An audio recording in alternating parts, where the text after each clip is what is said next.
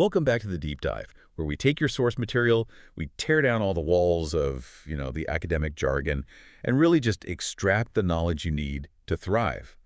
And if you've ever opened your laptop for, let's say, an hour of deep focused work. We've all been there. Oh, absolutely. Right. And then you snap out of a trance maybe 45 minutes later, realizing you've just learned everything there is to know about, competitive cornhole on YouTube. Right. Then this deep dive is specifically tailored for you. Today, our source material is centered entirely on the architecture of attention. We're doing a deep analysis of Nir Eyal's really influential book, Indistractable. Fantastic book. It is. And our mission today is, well, it's crucial.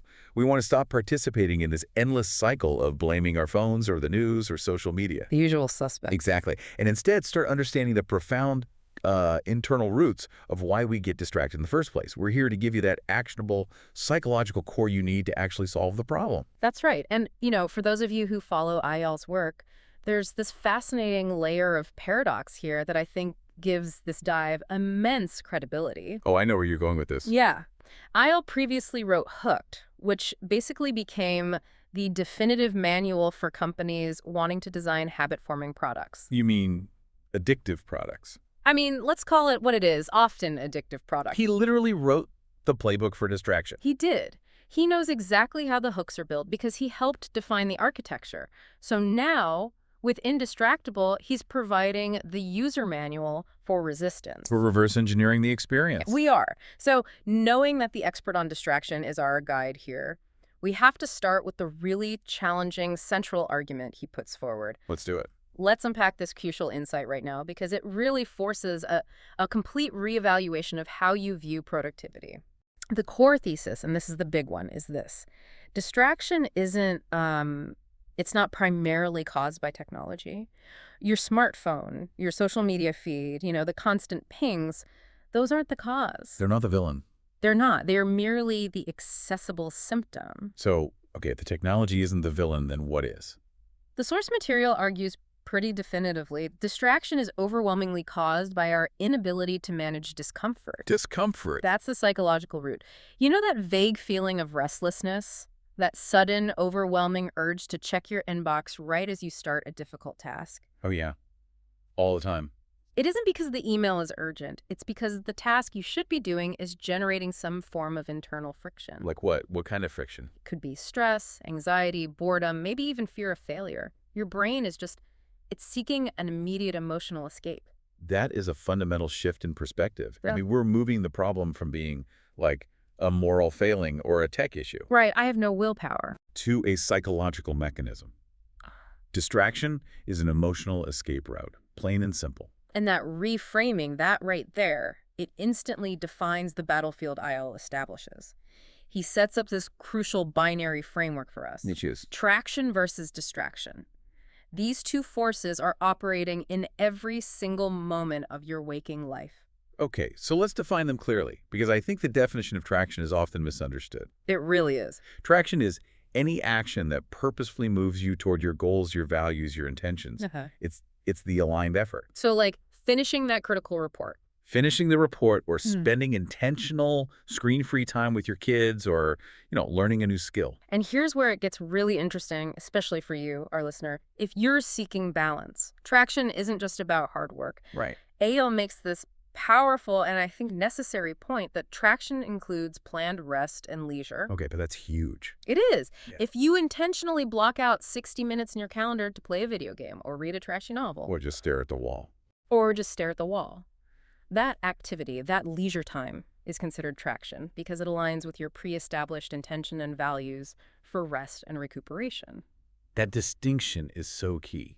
So if I'm scrolling through Instagram, but my calendar says 8:00 p.m. is, intentional wind down time, device permitted, then that's traction. That is traction. But if I'm scrolling through Instagram at 10:00 a.m., when my calendar says draft quarterly strategy document, that exact same activity is a distraction.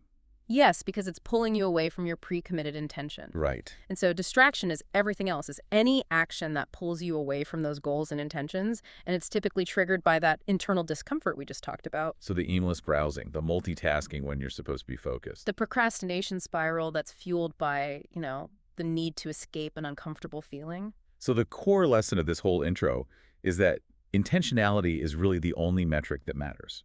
It is the bedrock. It's absolutely foundational. If you fail to define with concrete specificity what traction looks like in your life if you don't schedule it, Then everything becomes a potential distraction. everything. Because you have no defined boundary to cross. The source material emphasizes this perfectly. A calendar without intention is just a playground for distraction. You're leaving a vacuum. You are. Thank you. And internal discomfort will always, always drive distraction to fill that vacuum. Okay, so let's jump into the first of the 4 steps Eyal lays out for becoming indistractable. He calls it mastering internal triggers. Right. We've established that the root problem is this internal discomfort. So where do we even begin the psychological work on that? Well, the work starts by turning inward and becoming a meticulous observer of yourself. These internal triggers, they are the original source of the friction. And they're not glamorous. Not at all. We're talking about uncomfortable emotions like boredom, the stress of a looming deadline, anxiety about your performance, loneliness, or just that sheer cognitive frustration when a task is really difficult. Right. These feelings, they are the engine room that kicks off the whole procrastination mechanism. So let's ground this in a specific relatable scenario. Let's say I'm a student trying to write a complex research paper. Okay. I hit a section where I need to synthesize, 3 conflicting data sets. I feel a heavy sigh, a flicker of inadequacy, maybe a stiffness in my shoulders. That physical and emotional reaction, is that the internal trigger? Absolutely. The internal friction, that sudden urge to just check out. Huh. That is the trigger that makes you reach for the nearest, most rewarding, most accessible escape route, The phone. usually the phone. So distraction isn't the cause, it's the instantaneous mechanism for escaping that fleeting, uncomfortable mental and physical moment. This kind of sounds like a fundamental flaw in the human operating system, though. Yeah. I mean, if my brain is designed to avoid pain and seek pleasure, how do I force myself to just sit in the discomfort of crunching those numbers? And Eyal's insight here is, I think, profound. It forces us to reframe our approach entirely. We spend so much time on time management, Right. using apps and to-do lists, Right. when in reality, time management is actually pain management. Wow. Say that again? Time management is pain management. We are not failing because our to-do list is wrong. We are failing because we avoid the uncomfortable tasks, the ones that require heavy cognitive lifting or generate anxiety, and we seek immediate relief through easy distraction. That's a really powerful reframing. And it speaks to a deep psychological truth.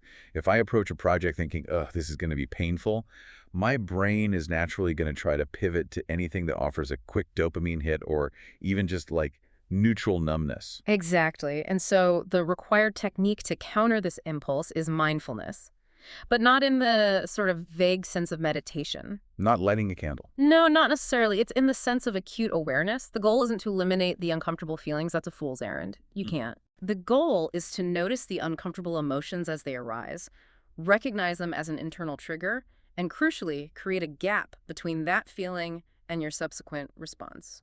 A gap.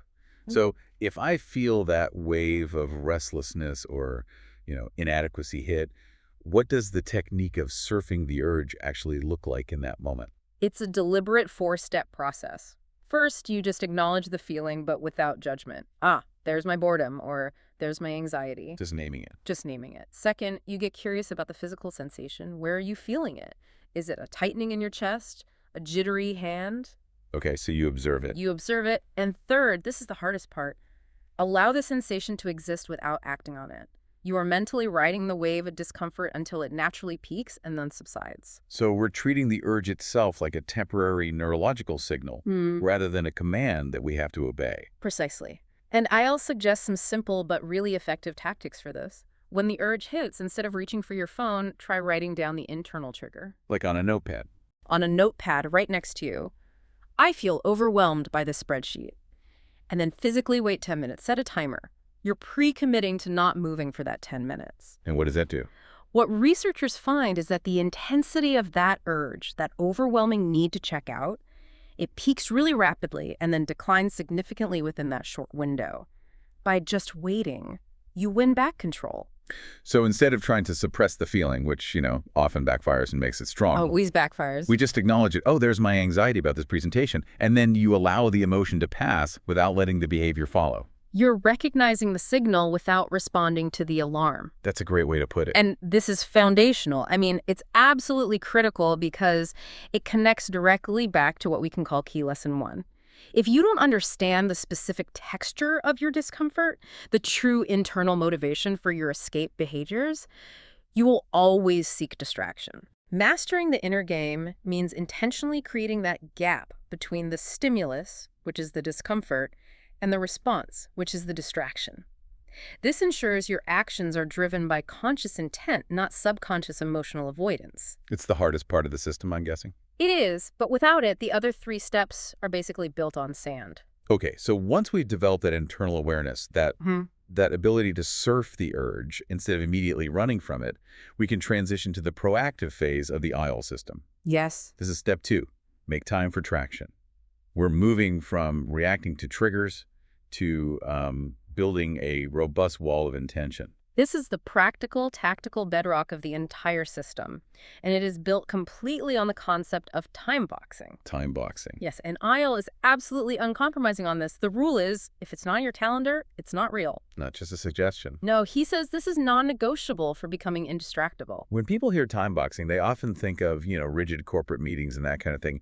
But the scope here is much broader, isn't it? Oh, much broader. It means detailing what needs to be scheduled across the entire spectrum of your life. The whole thing. The whole thing. You must schedule every minute that you intend to spend on a goal. Not just time for deep, complex work, but also specific, contain time for low-leverage tasks. Like responding to emails. Responding to emails, internal comms on Slack or Teams, making phone calls, and crucially, going back to our earlier point, time for family, time for social life, time for self-care, and time for rest. So you're transforming this random stream of obligations into clear, defined intentions. That's the goal. So if I block out 3:00 to 4:00 p.m. on Tuesday for email processing, then anything, even another work-related task that pulls me away from that specific inbox task during that hour is by definition a distraction. Exactly. The intention defines the boundary, and anything that crosses that boundary is a transgression against your own plan. Right. And this is the strategic genius of time boxing. It's not just about getting things done. It forces you, the listener, to confront your values.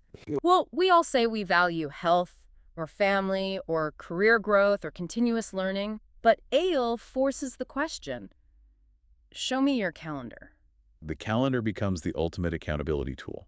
It doesn't lie. It does not. If I claim I value learning and professional growth, but I scroll back through the last 2 weeks and there's not a single block of time for reading industry research or taking an online course. Then you are implicitly stating that you don't actually value it enough to make time for it. Wow. It brings painful but necessary clarity to your actions. One of Eyal's guiding principles is that knowing your values brings clarity. If you spend time on something, you are stating, by definition, that you value it. So scheduling just ensures your time reflects what you say matters. It's an empirical check on your priorities. If you look at your calendar and realize it's 80% shallow tasks and only 5% deep work, you have an immediate, actionable problem to solve. I think this is where a lot of listeners might hit a wall. I can hear the objection right now. I hate calendars. It feels too rigid. Sure, my job is creative or my day is unpredictable. Exactly. I work in a fluid, creative role or a highly reactive field. My schedule is constantly being disrupted by emergencies or client needs. The first unexpected call just blows the whole schedule apart. And then you just collapse back into randomness. Right. That is a completely valid and extremely common concern. And it lets us look a little deeper into the methodology. Eyal counters this by arguing that randomness is not freedom. Okay. Randomness is being subject to the whims of the strongest immediate trigger. A strict time box that has zero flexibility is rigid, and he agrees it will fail. So how do we build intentional flexibility into a time-boxed system? It sounds like an oxymoron. It does, but you do it by scheduling buffer time, planning for failure, and having a weekly review. Okay, break that down. First, you have to budget time for unpredictability. Schedule 15 or 30-minute catch-up or flex blocks between your major activities. So if a meeting runs long, you use the flex block, not the time you scheduled for your next high-leverage task. Second, Eyal recommends the concept of starting small. If the idea of scheduling an entire 8-hour workday seems overwhelming, it does. Then just start by time boxing 1 hour per day. Prove to yourself that you can protect that 1 hour. I like that. So the goal isn't perfect execution. It's just maximizing time spent on traction. That's it. So if I schedule 5 hours of traction and an emergency eats up one of those hours, I still got 4 hours of traction done. Which is infinitely better than the 0 you might have achieved if you'd left your day completely open. That's a good point. And the weekly review is paramount. You have to look back at your time bogs and ask, where did I get distracted? What external trigger sabotaged me? Was it the email at 10 a.m., or did my internal frustration kick in during that difficult task? So the schedule adapts and becomes more realistic over time. It iterates. And it all comes down to the difference between being reactive to the emergency demands of others and proactively choosing how you will respond to those demands. This confirms key lesson 3, which is plan your time or others will plan it for you. Absolutely. Without that time-boxed calendar, your day is governed entirely by external triggers. The last email you received, the colleague who walks by, the notification ping. You surrender control. You do. And control is the goal here. The calendar isn't a prison. It is the shield that allows you to manage those external demands on your terms, ensuring that the work that actually moves you forward gets done first. Okay, so we've covered managing the inner game, the discomfort, and then establishing the plan with time boxing. Now we have to defend that plan from the outside world. Which is constantly sending a signal. Constantly. So we move to step 3. Hacking back external triggers. We know internal triggers cause the initial urge, but the external triggers, the pings, the emails, the open office dynamics, those are the easy on-ramps, the escape route. They are. So how do we create an environment that automatically defaults to focus?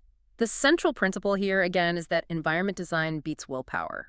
This is a non-negotiable truth of behavioral science. Because relying purely on willpower is fundamentally flawed. Willpower is a finite resource. Every time you have to decide whether or not to check your phone, you deplete your cognitive reserves. It's like a battery. It is. And by the time 3:00 p.m. hits, you have no willpower left, and you will lose the battle against all those external stimuli. So we have to design an environment where the temptation is just not present. Yeah. Or at least it requires significant effort to get to. Exactly. So what are some of the practical solutions Eyal suggests for optimizing our surroundings for focus? Well, let's start with the big one, the phone. It starts with a ruthless review of digital permissions. The noise needs to be reduced, and the signal needs to be dramatically increased. So first, irrelevant notifications. Right. I mean, people often allow hundreds of non-essential apps, games, news alerts, random corporate updates to notify them. Constantly. And the rule should be this. Does this notification require me to act immediately to prevent catastrophe or financial loss? And the answer is almost always no. For 99% of apps, the answer is no. You must disable all badges, sounds, and banners for everything non-essential. Just go through your phone settings and mute the world. I've also heard of using the phone's grayscale mode during work hours. Oh, that's a great one.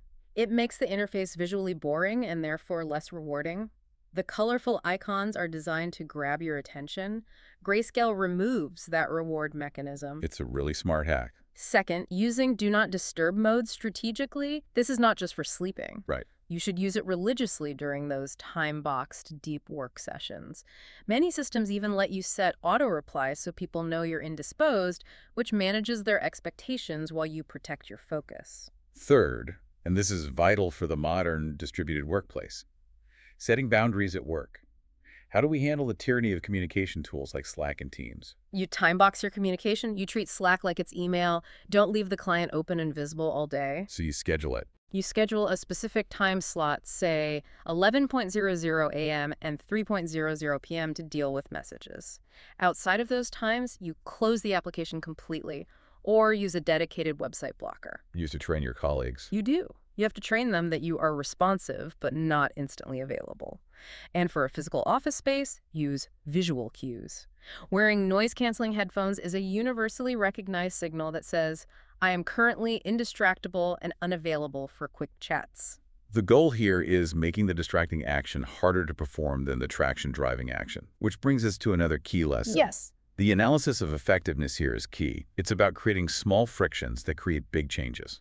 That's one of the most powerful lessons in this dive. It's so true. The impulsive urge to check a distracting source is often momentary. It's a flash of internal discomfort or curiosity that lasts maybe 5 to 10 seconds. Just a flicker. It's just a flicker. And if you can introduce even a small amount of friction, a little speed bump that extends the process of distraction past that initial impulse window, the urge often just dissipates without you acting on it. Okay, explain that mechanism in action. What are some specific small frictions we can deploy today?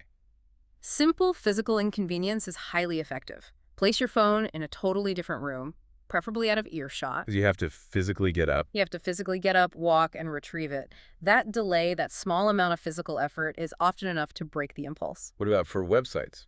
You can use website blockers that require you to perform a tedious task to disable them, like logging in, answering a security question, or even typing a 20-character phrase. That delay makes the escape way less attractive than just sitting down and doing the hard work. We're essentially automating our focus habits so we don't have to rely on a depleted resource like willpower. Precisely. And once we've managed the internal urges and hacked our environment, Eyal introduces the final and I think fascinating step. Well. This is ensuring that our future, weaker self doesn't sabotage the progress we've made. This is step 4. Preventing distraction with pacts. Pacts. That sounds very formal. Are they basically commitment devices? Yes, that's exactly what they are. Pacts are methods designed to make your future self stronger by pre-committing to traction. They rely on making the cost of distraction substantially higher than the cost of simply doing the work. And Eyal details 3 types. 3 types, yes, and each one targets a different psychological lever. Okay, so let's look at the first one, effort packs. These sound like the advanced, maybe even the nuclear option of friction. They kind of are. Effort packs involve adding significant physical or technological friction before a distraction, and the key here is often involving a third party. An accountability partner. Exactly. For example, you use specialized website blockers that require an accountability partner, a friend, a spouse, a colleague to physically enter a code to unlock the distracting site. So it makes the escape so tedious or inconvenient Or embarrassing. or embarrassing that you just won't bother. The mere thought of having to explain yourself to someone else is often enough to stop the impulsive action. Then you have price packs. These attach monetary consequences to distraction. And this taps into the powerful psychological motivator of loss aversion. Which behavioral science tells us is far stronger than the motivation to gain something. Much stronger. So this is where you put your money where your time box is. You publicly commit a specific sum of money to a friend, or maybe you use a dedicated service that manages these packs. And if you fail, If you fail to complete your time box task, they get to keep the money. Or, and this is even more motivating, it gets donated to a charity or a political cause you actively despise. oh, that's good. The anticipated financial and emotional pain of losing that money far outweighs the fleeting pleasure of distraction. And finally, the most powerful of all, the identity packs.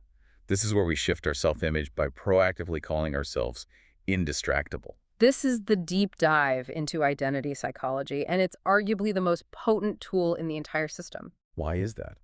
Well, if you consistently define yourself by a negative identity, I am a terrible procrastinator, or I am always late, you unconsciously allow behaviors that support that negative narrative. Because our brain seeks consistency. If I believe I am a distracted person, then failing to focus actually reinforces my internal narrative, which is, in a weird way, comforting. It is weirdly comforting, but if you deliberately redefine yourself internally and maybe even externally as someone who is indistractable, your immediate decisions naturally start aligning with that core belief. So key lesson 4 is profound. Identity shapes behavior. It really is. I move from the internal dialogue of, I shouldn't check my phone, but I feel compelled, which is a draining battle of willpower, Right. to simply thinking, I don't check my phone during this time because I am an indistractable person. The action becomes automatic. It aligns with your self-perception. You're no longer fighting the current. You are sailing with the current of your established identity. This is a deep alignment of self-perception and behavioral execution. Making it the strongest motivator Eyal identifies. By far. It turns the resistance into a feature of your character, not just a temporary exertion of willpower. Okay, we've broken down the entire 4-step framework. Internal triggers, traction planning, external hacks, and commitment packs. Now, to give our listener a comprehensive view, we need to step back and look at the analysis. Like the critical take. What does the book achieve brilliantly, and where does it face legitimate challenges? The strength of this material, as noted by reviewers, lies almost entirely in its pragmatic and psychological approach. What the book does exceptionally well is its strong focus on psychology over moral judgment. That's a key distinguishing feature. It elevates it beyond standard productivity self-help. Eyal avoids the typical finger-wagging and the doom and gloom pronouncements that technology is inherently evil. He does. Instead, he explains distraction entirely through behavioral science. Yeah. He provides this non-judgmental framework for understanding why we feel the internal need to escape. It also offers an incredibly practical step-by-step system. Right. The four-part model is clear, it's sequential, and it's immediately implementable. It moves beyond abstract theory into tangible actions you can take this afternoon. And it challenges that pervasive narrative that technology is the singular villain, correctly arguing that our internal triggers are what truly matter. And crucially, it maintains balance. Unlike many of these extreme digital detox approaches that suggest, throwing your phone into a river, Right. ILI acknowledges that technology is vital for work, for connection, for modern life. The system is about intentional use, using the tools on your terms rather than being used by them. And we see the methods applying successfully across real-world examples. Students, parents, entrepreneurs, busy professionals. Absolutely. But now we have to provide the necessary balance and address the potential weaknesses and critiques noted in the analysis. For you, our listener, context is everything. Okay, so what are the main points of friction or difficulty that reviewers and readers have pointed out? First, the system requires significant initial effort and self-discipline to maintain, while Eyal states that environment design beats willpower. You need willpower to design the environment. Exactly. The initial act of setting up the environment, writing the schedule, and learning to surf the urge is emotionally taxing.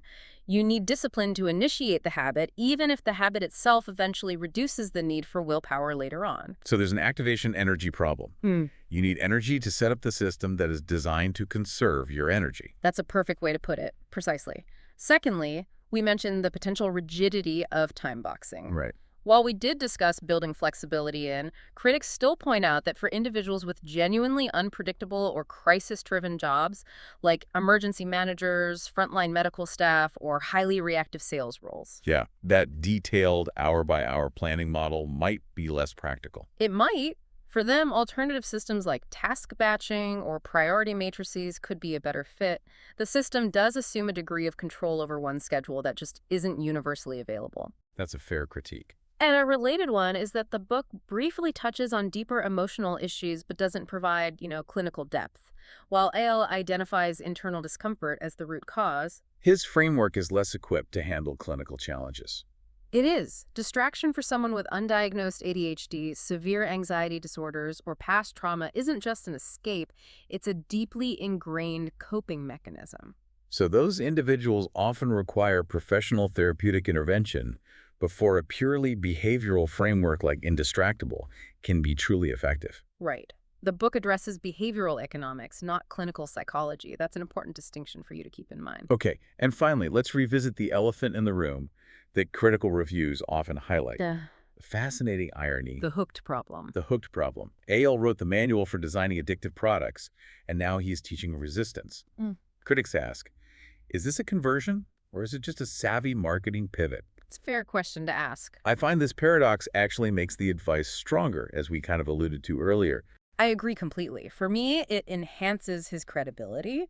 Who better to explain the traps and provide effective countermeasures than the person who knows exactly how those traps are designed and deployed? Right. His solutions for creating friction, the packs, the environmental hacks, they're so precise because he understands the fundamental psychological triggers that companies employ to maximize our engagement. He's not guessing at the defense mechanisms. He is reverse engineering them based on knowing the attack vectors. Yes, the fact that the architect of the hook is giving us the blueprint for the unhooking, it validates the specificity and the effectiveness of his countermeasures. So it suggests these aren't just feel-good solutions. No, they are engineered defenses against engineered distraction. That contextual analysis rounds out the picture beautifully. Yeah. So now, let's consolidate the core concepts for our listener. Let's bring all 4 steps and the analysis together into a few definitive takeaways to internalize and, start implementing today. Let's do it. We'll start where the journey must begin, with the psychological foundation. Primary lesson. Distraction is an emotional escape. It is not a technology problem. The phone is just the accessible tool. Your internal discomfort is the actual driver. If you master your internal friction, you gain control over your focus. Secondary lesson.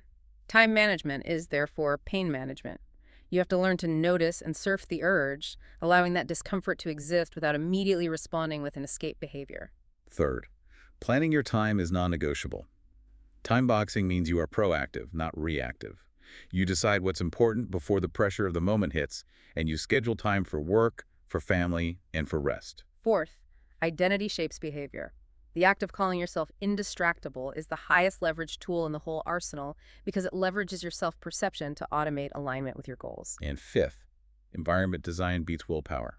Build small, deliberate frictions into your life.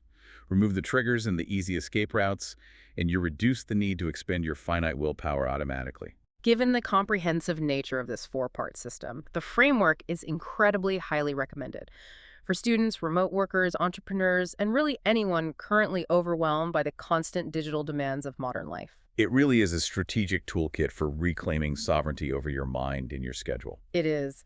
And the ultimate application here, if you connect the themes back to your immediate life, is profound.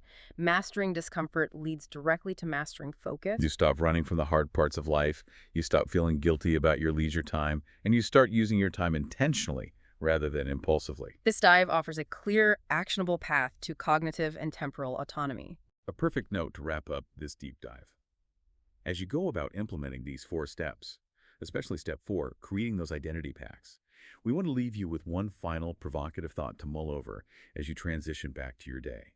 If the identity pact is the strongest tool for change, the act of calling yourself indistractable and letting your behavior align with that future self, what past self-image or limiting identity are you currently holding on to that is secretly fueling your need to escape via distraction?